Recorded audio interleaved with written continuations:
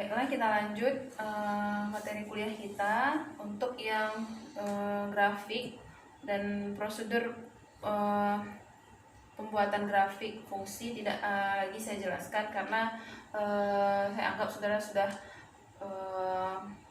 dapatkan informasinya di sekolah, dan di sini juga sudah dijelaskan prosedurnya apa saja, dan itu sangat mudah untuk dipahami melalui buku ini. Dan saudara bisa coba untuk menggambarkan grafik. Banyak sekali program matematika seperti Maple, MATLAB untuk bisa menggambarkan sebuah grafik fungsi. Nah, di sini juga ada beberapa contoh soal ya, atau soal-soal latihan di halaman di soal-soal 0.4 halaman 28 itu ada beberapa dan banyak sekali fungsi-fungsi yang bisa Anda coba untuk dibuatkan grafiknya. Nah, paling sederhana bisa Anda coba belajar menggunakan Excel untuk menggambarkan grafik tersebut. Nah, jadi kita lanjut saja untuk pembahasan materi fungsi di halaman 29 ya. 0.5 fungsi dan grafiknya. Nah, kita lihat penjelasan dari buku ini, dan saya harap ketika saudara melihat penjelasan ini, saudara perhatikan materi atau buku yang telah saya kirimkan kepada di grup kelas kita. Nah, silahkan buka materinya. Nah, kita pahami sama-sama setiap penjelasan di buku ini. Nah, konsep fungsi ini merupakan salah satu konsep yang mendasar dalam matematika. Sebenarnya konsep ini memainkan peranan yang sangat penting dalam kalkulus atau matematika. Nah, kita lihat definisi fungsi itu sendiri. Kita lihat ya definisinya, apa itu fungsi. Nah, katanya sebuah fungsi f, misalkan nama fungsinya f, sebuah fungsi f adalah suatu aturan korespondensi yang menghubungkan tiap objek x dalam suatu himpunan yang disebut daerah asal atau domain. Jadi ada sebuah himpunan X itu disebut daerah asal atau domain. Nah, jadi fungsi atau f itu adalah aturan yang menghubungkan setiap objek di X, misalkan X saja, dalam suatu himpunan. Nah, dengan dihubungkan X ini dengan nilai tunggal. Jadi catatannya adalah di sini nilainya harus tunggal. Berarti hanya ada satu yang dihubungkan ke Fx. Jadi dihubungkan ke Fx namanya. Nah, Fx ini adalah suatu himpunan kedua. Nah, himpunan Fx ini atau himpunan nilai yang diperoleh secara demikian disebut daerah hasil atau rank. Nah, barangkali agak sulit kita memahaminya. Nah, sekarang katanya coba lihat di gambar 1. Nah, misalkan dia ilustrasikan, misalkan ini adalah sebuah himpunan yang terdiri dari beberapa objek. Misalnya ini objek-objeknya. Ini tadi ya yang dikatakan ini daerah asalnya atau domainnya. Nah, ini dihubungkan ke suatu himpunan kedua. Nah, sini misalnya ini dihubungkan ke suatu nilai di sini, kemudian ini juga, ini misalnya. Nah, ini hubungan ini atau aturan korespondensi yang disebut dengan f atau fungsi. Notasinya f gitu ya.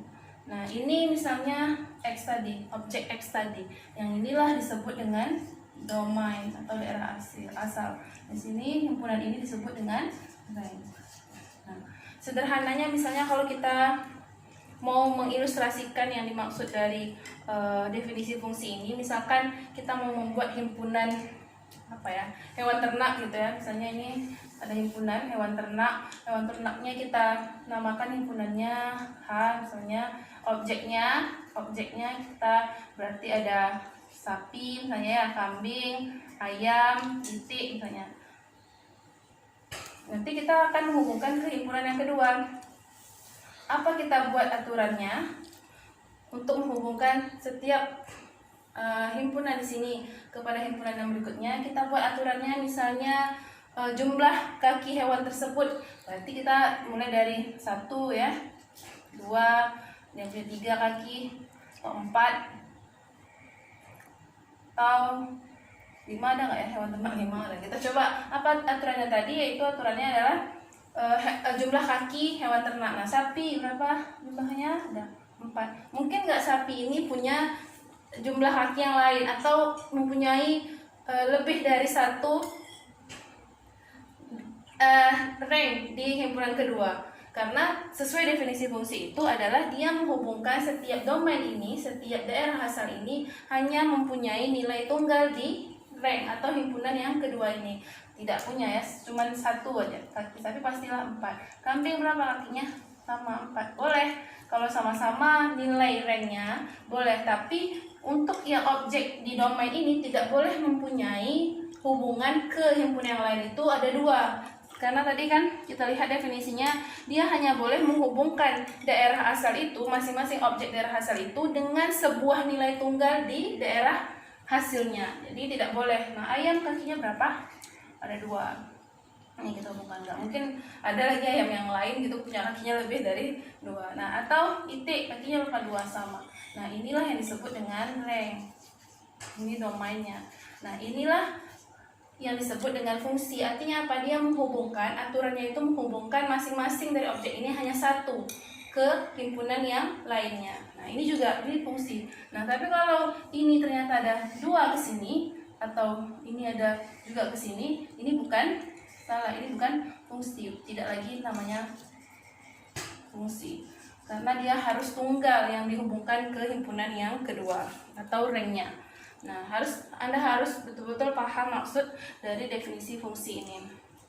Nah, kita lanjutkan ke paragraf berikutnya. Bayangkan suatu fungsi sebagai sebuah mesin yang mengambil sebagai inputnya sebuah nilai X dan menghasilkan outputnya Fx. Nah, seperti di ilustrasi gambar 2. Nah, sebagaimana yang dijelaskan di gambar 2 itu, misalkan ada suatu mesin. Nah, mesin itulah yang disebut dengan fungsi. Yang dimasukkan ke dalam mesin itu adalah objeknya X. Ini dimasuk dalam mesin misalnya ya. Nah, keluarannya adalah Fx karena F-nya adalah fungsinya, objek yang dimasukkan X, makanya sini X. Kalau dalam mesin itu kita masukkan misalnya Y, maka keluarannya apa? Fy. Itu artinya.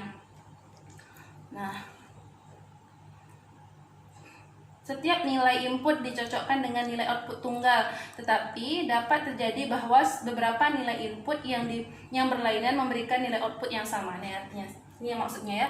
Jadi ini domain ini sama, artinya kalau kita artikan dia sebagai inputnya. Jadi inputnya ini boleh dia memberikan atau mengeluarkan output yang sama dengan objek yang lain. Misalnya tadi ayam dengan itik sama dia ya, outputnya yaitu sama-sama punya 2 kaki, boleh. Tapi tidak boleh di input ini ada 2 yang dimasukkan kemudian hasilnya berlainan. Misalnya kalau ini dimasukkan X ke dalam suatu mesin, keluarnya ada 2 gitu, 2 F. Kalau nggak Fx ya F apa gitu, nggak boleh. Itu bukan fungsi. Nah, dia lebih menegaskan maksud fungsi tersebut. Nah, sama yang saya ilustrasikan dengan himpunan ini tadi.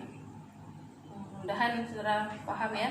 Nah, selanjutnya definisi ini tidak memberikan pembatasan pada himpunan daerah asal dan daerah hasil. Artinya kalau tadi kita buatkan himpunan seperti ini, kita batasi kan objeknya apa saja, yaitu ada sapi, kambing, ayam, misalnya itik. Nah, ini boleh saja tidak dibatasi, semua himpunan domain boleh saja secara besar gitu, tidak ada pembatasannya. Nah, daerah asal mungkin terdiri dari himpunan orang dalam kelas kalkulus Anda. Daerah hasilnya berupa himpunan angka A, B, C, D, dan F yang akan diberikan. Dan aturan korespondensi adalah prosedur yang dipakai dosen Anda dalam memberikan angka. Nah, ini juga dapat membantu kita memahami definisi fungsi tadi. Misalnya, himpunannya atau domainnya dibatasi, yaitu himpunan seluruh mahasiswa kelas matematika, ada 4 kelas misalnya ya.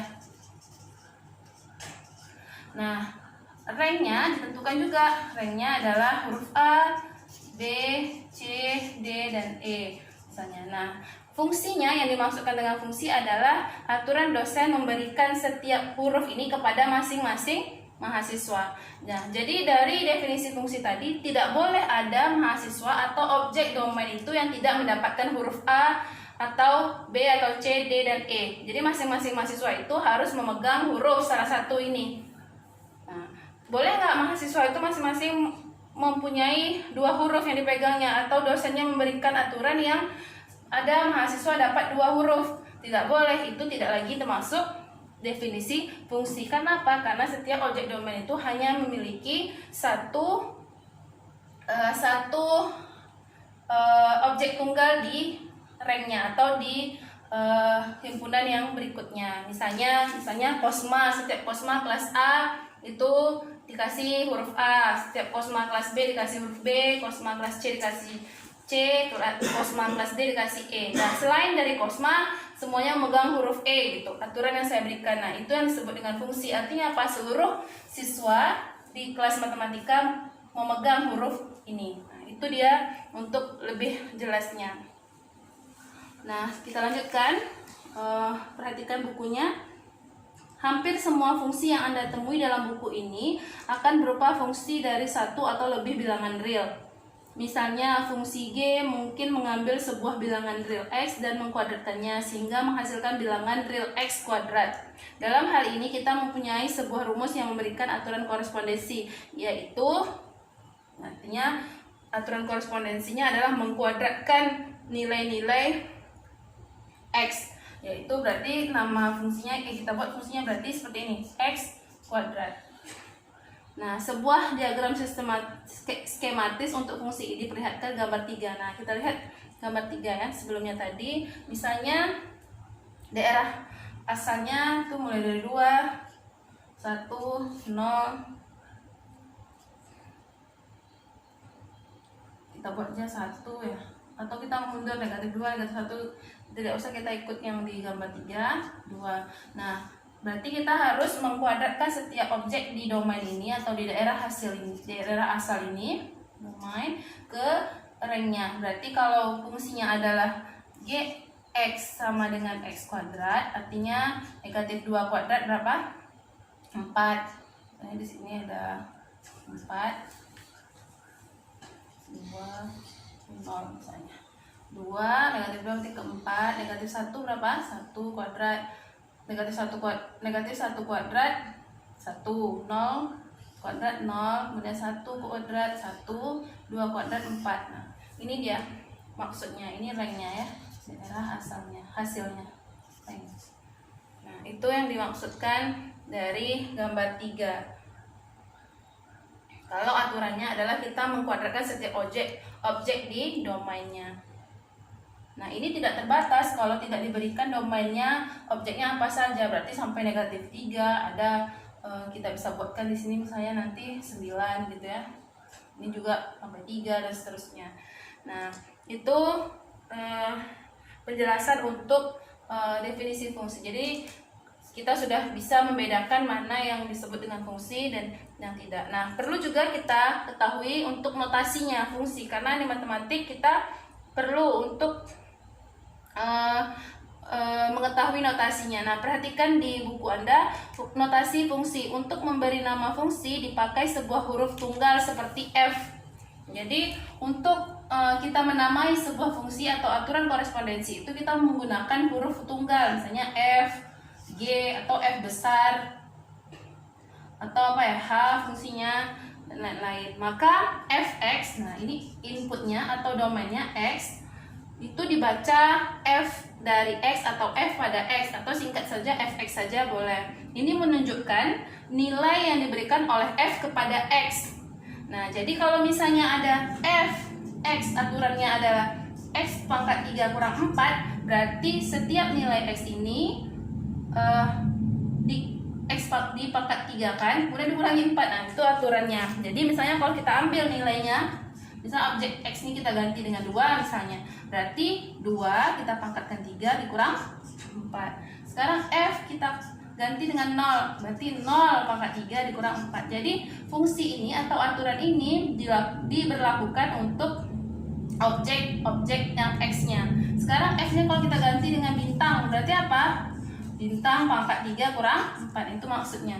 Nah, jadi notasi-notasi ini tidak boleh kita abaikan ya, perlu saudara pahami maksud dari fungsi itu. Misalnya kalau dicontoh di buku FA, berarti karena aturannya adalah fx yang diberlakukan adalah x-nya, x pangkat 3 dikurang 4, berarti a pangkat 3 dikurang 4. Jadi kalau diganti pun nilai objeknya kita menggunakan aturan yang sama ini. Misalnya FA tambah H gitu ya, berarti sama dengan A ditambah H pangkat 3 dikurang 4. Nah, jadi jangan ada lagi yang tidak paham dengan maksud dari notasi ini. Nah, kalau ini kita teruskan aljabarnya, ini bisa kita peroleh seperti yang di buku itu. A pangkat 3 tambah 3A kuadrat H tambah 3AH kuadrat tambah H pangkat 3 kurang 4. Nah, coba saudara kerjakan, cocok nggak yang di buku. Nah, sekarang ada beberapa contoh yang bisa Anda perhatikan untuk bisa memahami maksud dari fungsi tadi. Nah, contoh 1, untuk fx sama dengan x kuadrat kurang 2x. Nah, cari dan sederhanakan f4 tambah h kurang f4. Nah, ini coba kerjakan masing-masing ya. Nah, coba dicek jawabannya seperti yang di contoh 1 itu. Silakan Anda coba kerjakan.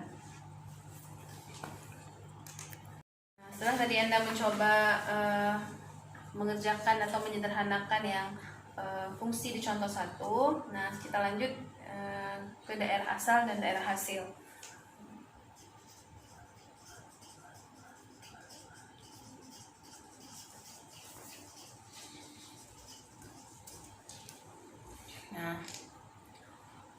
Nah, untuk menyebutkan, kita perhatikan di buku ya, untuk menyebutkan suatu fungsi secara lengkap, kita harus menyatakan selain aturan korespondensinya, daerah asal fungsi tersebut, misalnya f adalah fungsi yang didefinisikan f. Nah, fungsi kita f, aturannya adalah fx, yaitu x-nya dikuadratkan ditambah 1. Nah, ini aturannya. Selain ini kita harus jelaskan seperti ini. Jadi kalau tidak ada aturan seperti ini ya, kita nggak bisa membuat hubungannya atau hubungan antara fungsi ini dengan objeknya. Nah, ini harus kita nyatakan fungsinya apa, yaitu kita x-nya kita kuadratkan ditambah 1. Nah, daerah asalnya, dengan daerah asal gitu kan, dengan daerah asalnya domain lah ya, lebih singkatnya domain, yaitu himpunannya -1, 0, 1, 2, 3 misalnya. Maka daerah hasilnya adalah, nah kita perhatikan gambar 4. Nah, kalau kita buat sesuai dengan fungsi ini, sesuai dengan fungsi aturannya adalah x kuadrat tambah 1, berarti kalau -1, 0, 1, 2, dan 3 dengan menggunakan aturan ini, maka kita akan peroleh daerah hasilnya, yaitu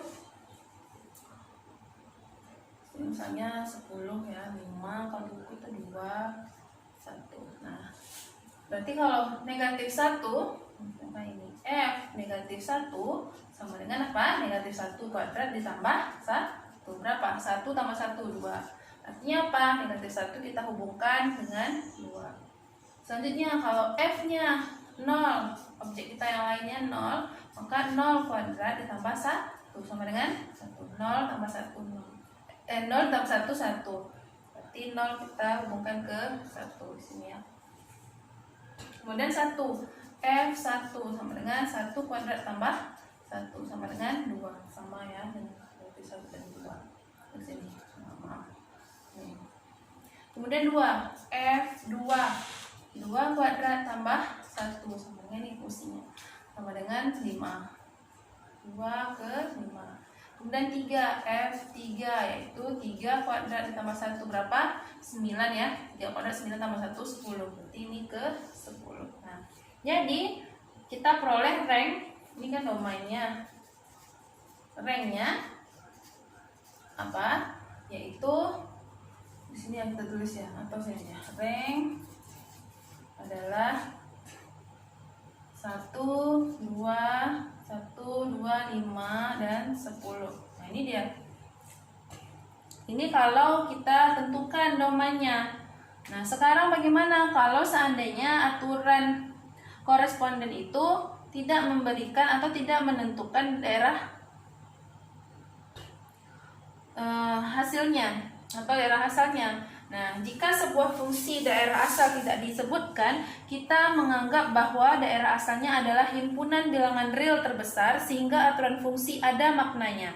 Nah, jadi kalau seandainya Anda diberikan atau kita diberikan sebuah aturan korespondensi fungsi ini, tetapi domainnya tidak diberikan, berarti kita menganggap atau kita bisa katakan bahwa domain atau daerah asal dari suatu aturan ini adalah himpunan bilangan real terbesar. Jadi semuanya masuk gitu ya, semua himpunan bilangan real kan sangat banyak sekali. Nah, sehingga aturan fungsi itu ada maknanya. Misalnya ada sebuah fungsi masih sama f, misalnya x seper x. Domainnya apa kalau tidak diberikan? Artinya apa? Seluruh bilangan real, berarti semua bilangan real yang membuat fungsi ini bisa ada maknanya. Nah, kalau kita ingat 1 per x, artinya apa? Ada di sini pembagian dengan bilangan x. Artinya kita harus ingat, kita tidak boleh membagi suatu bilangan dengan 0. Ingat, tidak boleh membagi suatu bilangan dengan 0. Artinya apa? Kalau kita membagi ini dengan 0 atau x-nya sama dengan 0, maka aturan fungsi ini tidak terdefinisi. Masih ingat ya? Pernah saya jelaskan ketika menjelaskan tentang bilangan real, tak terdefinisi. Artinya tidak ada maknanya kalau membagi dengan 0. Berarti kita harus menambah syaratnya atau mengecualikan dari bilangan real itu adalah x-nya tidak boleh sama dengan 0. Artinya apa? Domain ini boleh bilangan real apa saja kecuali 0. Nah, itu dia. Jadi itu himpunan terbesarnya. Boleh nilai apa aja, negatif, positif, rasional, akar, berapa saja boleh, kecuali 0 tidak boleh. Nah, itu salah satu contohnya. Nah, karena apa? Kalau 0 dia tidak terdefinisi. Nah, kita lanjutkan.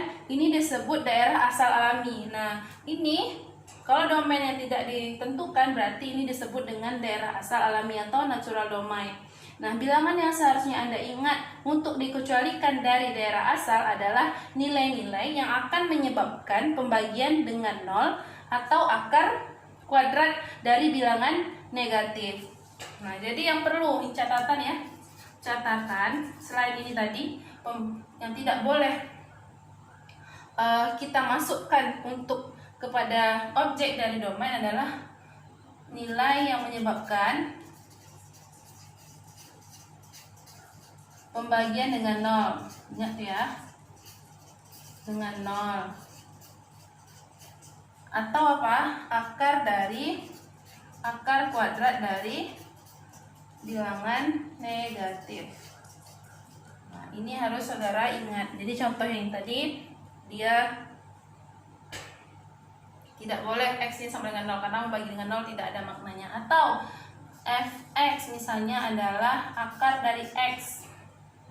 Nah, ini kita harus membuat aturan dari ini. Kalau tidak diberikan domainnya, berarti kita harus membuat himpunan ini adalah himpunan bilangan real terbesar. Boleh saja semua bilangan real, tetapi tak boleh negatif. Artinya apa? X bilangan real, X ini himpunan bilangan real ya semuanya, kecuali X ini. Tapi X ini syaratnya adalah besar dari 0, sama dengan 0. 0 boleh. Akar 0 boleh? Boleh. Akar 1 boleh, tapi akar negatif 1 tidak boleh. Jadi artinya harus bilangan positif, mulai 0, 1, dan makanya kita buat syaratnya domainnya adalah, ini adalah domainnya, dia adalah semua bilangan real, tapi x-nya itu adalah besar dari 0. Nah, ini yang selalu terkadang mahasiswa lupa gitu ketika menentukan domain. Nah, banyak sekali soal-soal nanti di latihan buku ini yang meminta Anda untuk menentukan domain dari sebuah fungsi. Seperti Anda lihat ya, contoh 2. Contoh 2, Anda diminta cari daerah asal alami untuk fungsi A, B, C. Jadi ada 3 buah fungsi. Nah, kita diminta untuk menentukan daerah asal alaminya. Karena tidak ditentukan domainnya, kita disuruh menentukan daerah asal alaminya. Nah, untuk yang A, fx sama dengan 1. Ini ya, yang pertama A, saya buat di sini saja. Fx sama dengan 1 per x kurang 3. Ini fungsinya. Apa domainnya? Kita diminta untuk menentukan domainnya. Nah, kita ingat domainnya ya tentu himpunan bilangan real. Semua bilangan real boleh kita lakukan. Nah, tetapi sini ada pembagian. Ya, ingat berarti semua ini atau x kurang 3 ini tidak boleh sampai 0. Artinya apa? Kalau dia tidak boleh 0, artinya x-nya tidak boleh sama dengan, kalau menyebabkan ini 0 berarti sama dengan 3. Karena kalau 3 jadi 0, 3 kurang 3 0. Berarti domain kita bisa kita tulis x, di mana x tidak boleh sama dengan 3. Ini domainnya. Domain dari fungsi ini tadi. Paham ya? Nah, coba tengok penjelasannya. Nah, yang A, kita harus mengecualikan 3 dari daerah asal karena akan mengakibatkan pembagian oleh 0. Ya kan, seperti yang saya jelaskan. Jadi daerah asal alaminya adalah di sini cara penulisannya seperti ini. Nah, artinya x ini bilangan real. Nah, x di mana x tidak boleh sama dengan 3. Nah, dibaca himpunan x dalam bilangan real ya. Sedemikian rupa sehingga x tidak sama dengan 3. Nah, itu cara kita menjawabnya. Jadi kita lanjut yang contoh 2 tadi, yang B-nya. Tadi A sudah, B yaitu fungsinya G pada T. Jadi objek kita adalah T. GT filenya GT, di mana aturannya akar dari 9 dikurang T kuadrat. Kalau tadi kita ada 2 poin yang harus kita ingat, yaitu membagi dengan 0 itu tidak boleh dikecualikan. Kemudian akar dari bilangan negatif. Nah, karena kita menghindari akar ini bilangan negatif, berarti kita harus kita harus menyatakan bahwa 9 kurang T kuadrat ini tidak boleh negatif, berarti harus besar dari sama dengan 0. Ini paham ya maksudnya? Berarti dia harus positif, berarti mulai 0, 1, 2, 3, berarti dia besar dari sama dengan 0. 9 kurang T kuadrat ini harus besar sama dengan 0. Artinya apa? Yang bisa memenuhi ini T-nya, maka T-nya haruslah apa? Kalau kita ingat lagi bilangan apa? Nilai mutlak. Nilai mutlak itu kalau misalnya mutlak T besar dari kurang dari ini aja ya. Atau sebelum kita masuk ke mutlak, bisa nggak kita menentukan nilai T sehingga 9 kurang T kuadrat ini tidak sama dengan negatif, hasilnya tidak negatif. Artinya apa? T kuadrat ini haruslah kurang dari 9 atau sama dengan 9. Benar nggak? Coba kita buat misalnya T kuadrat, kalau dia 9, hasilnya 9, berarti kan dia jadi 0, berarti 9 dikurang 9 sama dengan 0. Oke. Kemudian T kuadratnya kurang dari 9, misalnya kalau yang bisa dikuadratkan adalah 2 gitu ya. Berarti T-nya kalau misalnya 2, berarti 9 dikurang 2 kuadrat sama dengan berapa? 9 dikurang 4. Berapa nih? 5. Oke, berarti dia tetap positif. Sekarang karena dia akar kuadrat, bukan karena dia kuadrat, berarti dia boleh juga T-nya bernilai negatif. Artinya apa? T adalah besar dari sama dengan negatif 3. Karena 9 ya di sini akarnya, maka dia juga harus lebih kecil dari sama dengan 3. Ya kan, kalau kita akarkan T-nya itu berarti dia batasnya adalah 3 dan negatif 3. Ini T yang memenuhi. Paham maksudnya? Kira-kira karena 9 kurang T kuadrat harus besar sama dengan 0, maka T kuadratnya ini, nilai T kuadrat ini harus lebih kecil sama dengan 9. Artinya apa? Kalau T-nya saja, kalau kita akar kan T-nya saja, berarti akar dari 9. Berarti bisa positif 3, bisa negatif 3. Rentangnya haruslah mulai dari negatif 3 sampai, berarti kan kalau kita buat dalam bentuk interval, negatif 3,3. Berarti mulai dari negatif 3, kalau bilangan bulat saja ya, negatif 2, negatif 1, 0, 1, 2, dan 3. Ini nilai T yang memenuhi. Coba saja kalau kita uji di sini. Misal kita ambil negatif 3. 9 dikurang negatif 3 kuadrat sama dengan 9 dikurang 9 sama dengan 0. Yang paling kecil 0. Boleh 0, akar 0 boleh. Tapi kalau dia kita buat 4 misalnya, karena kan tidak saya masukkan 4 di sini karena dia tidak akan memenuhi. Coba kalau kita masuk 9 dikurang 4 kuadrat. Sama dengan 9 dikurang 16. Udah. Habis juga. 9 dikurang 16, pastilah dia nanti jadinya negatif. Negatif berapa? 9 kurang 16, 7 ya. Negatif 7. Negatif 7 tidak boleh, akar negatif 7 tidak boleh. Kalau 9, kemudian di sini kan saya batasi negatif 3. Kalau 9 dikurang negatif 4. Ini kan kalau lebih kecil lagi kan negatif 4. Sama dengan 9 ini kuadrat ya, kurang 16 sama negatif 7. Makin besar ya, di sini negatif 5, 5, 6 seterusnya, maka dia akan menjadi negatif. Nah, kalau akar negatif tidak boleh, maka kita harus batasi nilai T untuk domain fungsi GT ini adalah mulai dari negatif 3 sampai 3. Atau kita tulis seperti ini juga boleh domainnya. Atau kita buat dalam himpunan, karena domain itu adalah himpunan, makanya T kita tulis seperti ini. T adalah bilangan real sedemikian hingga T itu besar sama dengan negatif 3, kecil dari sama dengan 3. Oke. Itu ya untuk yang B. Nah, di sini di B itu dia tiba-tiba W ya. Keliru ya di buku ini. Jadi saya koreksi. Karena fungsinya terhadap T, maka kita solusinya atau domain kita tetap T. Kalau di buku ini dia udah berubah menjadi W gitu ya. Nih di sini 9 kurang W kuadrat padahal itu T kuadrat. Nah, jadi kalau kita sudah paham, kita pelajari, kita bisa mengkoreksi buku ini. Nah, ini kan buku terjemahan, jadi ada yang beberapa yang keliru. Nah, di situ dikatakan W mutlak ya, atau T maksudnya adalah, tadi mau saya jelaskan kenapa dia bisa memberikan solusinya adalah T mutlak T kecil sama dengan 3. Nah, coba saudara ingat definisi nilai mutlak. Kalau mutlak T kecil sama dengan 3 artinya apa? Nilai T itu adalah besar dari sama dengan negatif 3 kurang dari sama dengan 3. Nah, kembali ingat lagi catatannya di nilai mutlak itu maksudnya.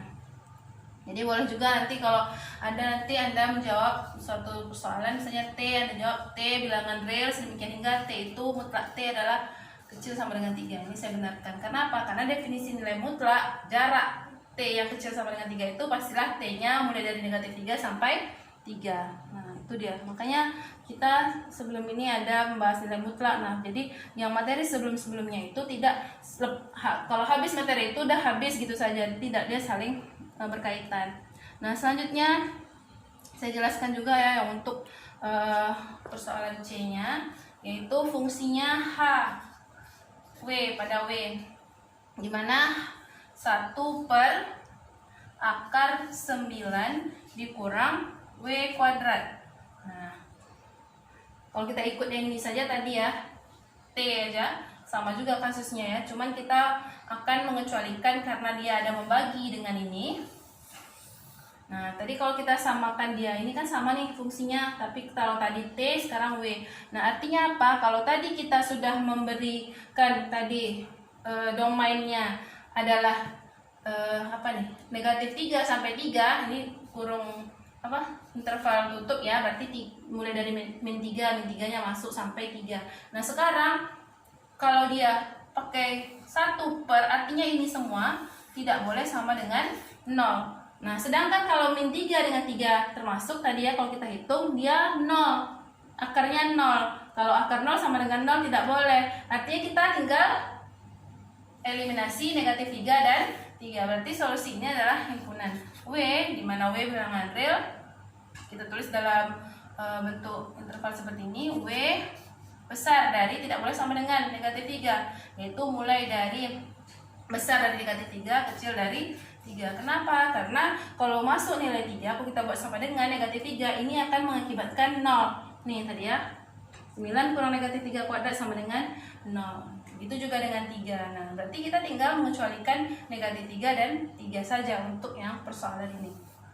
Paham ya? Maksudnya itu dia yang contoh 2 yang C-nya. Lanjut.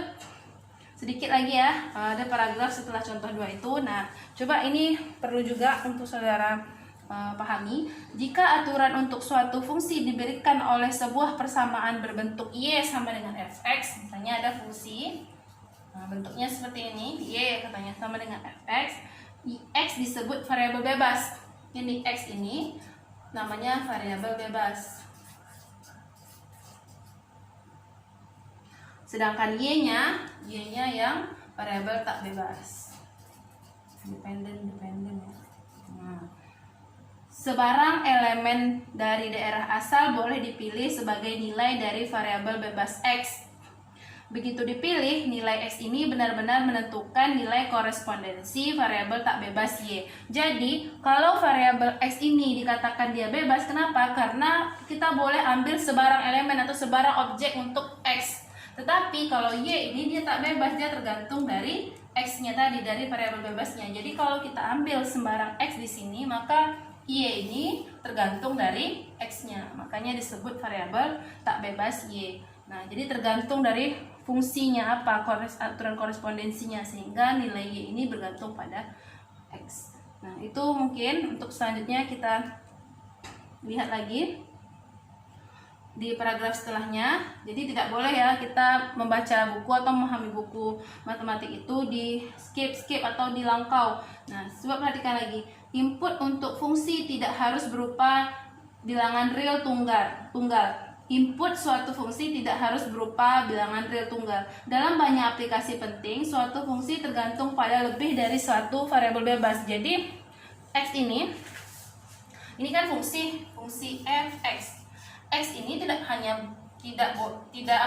mesti gitu ya, tidak mesti satu x saja variabel bebasnya. Jadi boleh lebih, misalnya fungsi ini tergantung dari x dan z misalnya. Boleh. Jadi variabel bebasnya tidak hanya satu, tidak harus satu gitu, boleh banyak.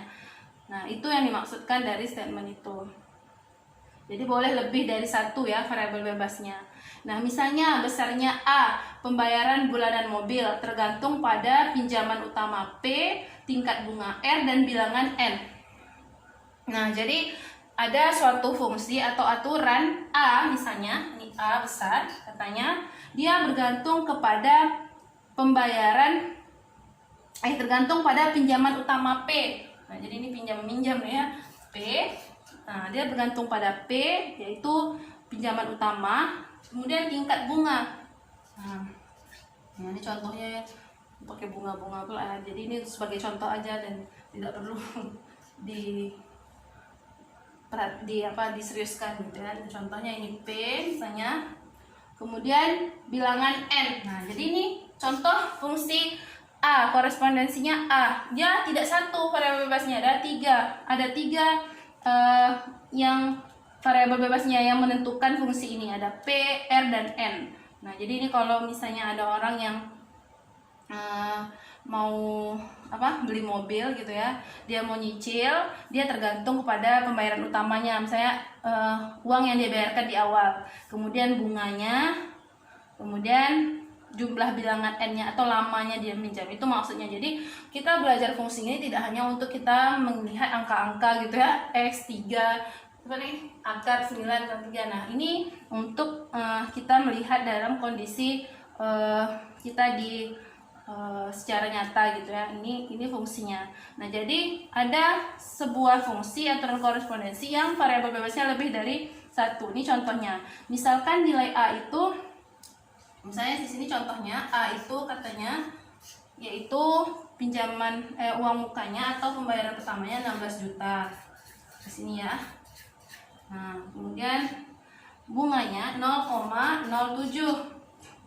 Kemudian lama minjamnya 48 bulan. Nah, ini yang diberikan oleh fungsi A ini, oleh aturan pembayaran bulanannya.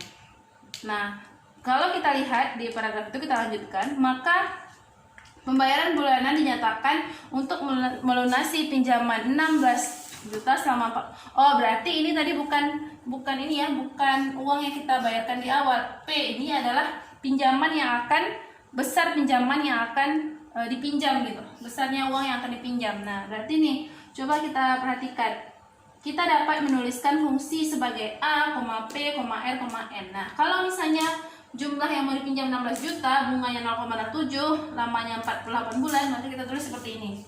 Nah, untuk membahas contoh 3, nah di contoh 3 itu misalkan V fungsi kita bergantung pada X dan D. Nah, untuk menyatakan ini, fungsi ini adalah untuk menyatakan volume batang silinder panjangnya X dan diameternya D. Nah, kalau kita lihat di gambar 5 ini silindernya, ini X-nya, panjang silindernya itu X, diameternya D. Nah, kita diminta yang pertama itu menentukan rumus untuk V-nya atau rumus untuk menghitung volumenya. Nah, kita tahu kalau menghitung silinder caranya kita kali panjang silinder dengan lingkaran silindernya. Ini X kita kali dengan rumus lingkaran itu pi R kuadrat ya. R-nya berarti D per diameter per 2. Nah, kita peroleh seperti ini. Nah, kita bisa lihat juga di penjelasan di buku. Nah, setelah itu kita diminta untuk menentukan daerah asal dan daerah hasil dari V. Nah, kalau kita diminta untuk menentukan daerah asalnya, maka tentu domain kita adalah X dan D ya. Itu panjang silinder dan diameter. Artinya apa? Haruslah X atau panjang silinder dan diameter silinder ini bernilai positif. Nggak mungkin kan panjangnya bernilai negatif. Maka domain kita langsung bisa kita tuliskan, yaitu X-nya harus besar dari 0, D-nya besar dari 0 juga. Mungkin nggak disamakan 0 ya? Nggak mungkin, karena dia adalah ukuran ya. Nah, ini domain untuk kasus ini. Apa ranknya? Nah, berarti ranknya adalah volumenya. Ranknya adalah volumenya karena bergantung dengan panjang silinder dan D tadi. Ranknya pastilah juga bernilai positif, yaitu sampai tak hingga. Makanya kita bisa tulis ranknya adalah 0 tak hingga. Ini buka ya, terbuka, artinya tidak termasuk 0. Nah, selanjutnya kita diminta untuk menghitung volume dengan 4,01. Artinya apa? Kan fungsi kita adalah VXD. Artinya apa? X-nya 4, D-nya 0,1. Panjang silindernya adalah 4, diameternya 0,1. Nah, mudah, kita tinggal menghitung menggunakan rumus volume silinder tadi, yaitu X-nya 4 dikali P dikali D, diameternya 0,1 kuadrat dibagi 4. Nah, kita peroleh 0,01 P. Ini kan 4 bagi 4 1, berarti pi. Nah, 0,1 kuadrat 0,01. Nah, itu dia. Nah, sangat mudah sekali ya untuk kasus-kasus seperti ini. Nah, jadi kalau untuk fungsi dan grafik ini sangat perlu, karena nanti ketika Anda penelitian, misalnya pada saat tadi prosedur menggambarkan grafik, nah itu perlu kita pahami caranya, karena apa? Nanti barangkali ada data-data yang harus digambarkan dalam bentuk grafik. Nah, Anda sudah bisa menggambarkan data Anda ke dalam grafik. Nah, begitu juga seperti ini. Ada suatu persoalan seperti ini, kita diminta untuk menyederhanakan persoalan itu. Nah, kita bisa tuliskan dia dalam kalimat matematika seperti ini. Nah, mudah kita untuk menghitung dan menentukan penyelesaiannya. Nah, ini tujuan kita mempelajari fungsi dan grafiknya. Kita lanjutkan sedikit informasi untuk fungsi genap dan fungsi ganjil. Nah, bisa saudara lihat di buku. Nah, fungsi genap dan fungsi ganjil. Nah, kita lihat pernyataannya. Jika negatif X sama dengan Fx untuk semua X, maka grafik simetris terhadap sumbu Y. Maka kalau sudah dipastikan apabila fungsi X-nya ganti negatif X, dia tetap sama dengan fungsi fx-nya, maka dipastikan grafiknya itu simetris terhadap sumbu Y. Nah, juga tadi kita lewatkan penjelasan simetris. Nah, Anda bisa lihat di pembahasan kesimetrisan grafik. Maka kalau fungsinya f negatif x sama dengan fx, maka simetris terhadap sumbu Y. Nah, ini artinya fungsi ini adalah fungsi genap. Nah, barangkali juga katanya di situ fungsi yang merinci fx sebagai jumlah dari pangkat genap x adalah fungsi genap. Jadi kalau ada sebuah fungsi pangkatnya itu jumlahnya genap, itu juga kemungkinan dia fungsi genap. Nah, selanjutnya kita lihat fungsi fx sama dengan x kuadrat kurang 2. Nah, ini kalau digambarkan grafiknya ada di gambar 6 katanya. Ya, di gambar sebelumnya. Nah, gambar 6 itu grafiknya dapat dilihat bahwa grafik itu di gambar 6 itu saudara lihat di atas itu grafiknya kira-kira seperti ini. Nah, dia simetris, ini simetris terhadap sumbu Y. Grafik x kuadrat ini fx sama dengan x kuadrat kurang 2.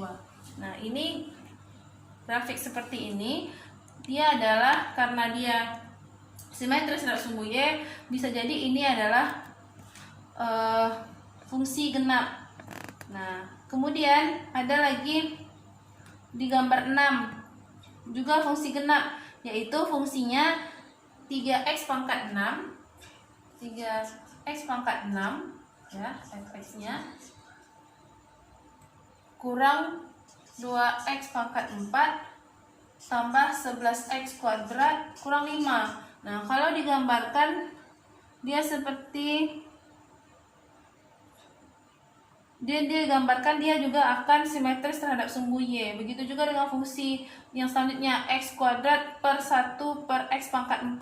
Kemudian fx sama dengan x pangkat 3 kurang 2x per 3x. Nah, itu contoh-contoh fungsi genap. Akan tetapi jika f negatif x itu sama dengan negatif dari fungsinya, nah ini beda ya, maka untuk semua x, ini untuk semua x ya, maka apa katanya di buku itu, dia akan simetris terhadap titik asal. Ini simetris titik asal. Titik asal itu apa? 0 ya, 0,0. Maka ini disebut fungsi ganjil. Ini adalah fungsi ganjil. Nah, ini definisi fungsi ganjil. Nah, jadi kalau negatif f negatif x-nya sama dengan negatif dari fungsinya fx-nya, ini dia fungsinya ganjil. Nah, fungsi yang memberikan fx sebagai jumlah dari pangkat-pangkat ganjil adalah fungsi ganjil. Nah, jadi kalau fungsinya pangkatnya dan jumlah pangkatnya itu ganjil, kemungkinan dia adalah fungsi ganjil. Misalnya gx sama dengan x pangkat 3 kurang 2x. Nah, grafik ini seperti gambar 8. Nah, kalau digambarkan dia seperti gambar 8. Nah, lihat ya di bukunya gambar 8, ini tidak muat lagi. Nah, saya gambarkan di sini. Nah, itu gambarnya, tengok, kita lihat dia simetris terhadap titik 0 ya, titik 0,0. Dia simetris, berarti itu adalah fungsi ganjil. Nah, kalau kita tunjukkan dia secara fungsinya, maka g ini ya, g kita ganti x-nya dengan negatif, sama dengan berarti negatif x pangkat 3 dikurang 2 kali negatif x. Negatif pangkat 3, kalau negatif pangkat 2 genap dia pasti jadi positif, kalau dia pangkat ganjil dia jadi negatif, dikurang ini tambah jadinya ya negatif kali negatif positif 2x. Nah, ini kalau kita keluarkan negatifnya jadi x dikurang 2x, ini pangkat 3 ya, nih x. Nah, maksudnya ya, jadi kalau kita tulis dia seperti ini, maka dia berlaku yang ini. Kalau kita negatifkan x-nya, dia jadi negatif dari fungsinya. Fungsinya sendiri adalah x pangkat 3 kurang 2x. Nah, ini dia. Jadi ini adalah negatif gx. Nah, ini dia untuk kita bisa menunjukkan ini dia pasti fungsi ganjil. Nah, tinjau juga fungsi Gx sama dengan 2 per X kurang 1 dari contoh 4 katanya. Grafiknya seperti gambar 7. Nah, dia tidak genap maupun ganjil. Untuk melihat itu amatilah G negatif X-nya. Kalau dia tidak sama Gx ataupun G negatif X-nya, maka tidak simetris terhadap sumbu Y atau titik asal. Dia artinya dia bukan ganjil dan genap. Jadi ada fungsi juga yang dia bukan ganjil bukan genap. Dia tidak simetris terhadap sumbu Y, tidak juga simetris terhadap titik asal. Gambar 7 ya. Nah, dia tidak simetris ke titik apapun. Maka dia bukan fungsi genap maupun ganjil. Jadi tidak harus fungsi itu kalau nggak genap ya dia ganjil, enggak. Jadi ada fungsi yang tidak genap, tidak ganjil. Nah, sekarang contoh 5, silahkan Anda coba tunjukkan dia bahwa dia adalah apakah dia fungsi genap, ganjil atau tidak satupun. Nah, bisa tunjukkan tuh ya, seperti penyelesaian contoh 5 itu. Nah, sangat mudah sekali, dan dari grafiknya pun kalau digambarkan grafiknya seperti gambar 9, nah kita bisa lihat dia simetris terhadap titik asal, yaitu titik 0,0. Makanya dia disebut dengan fungsi ganjil. Nah, itu